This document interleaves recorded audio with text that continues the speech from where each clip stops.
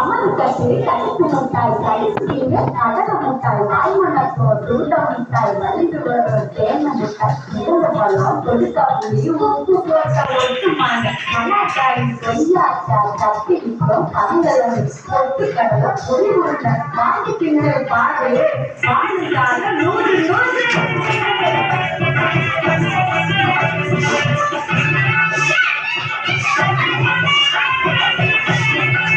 Thank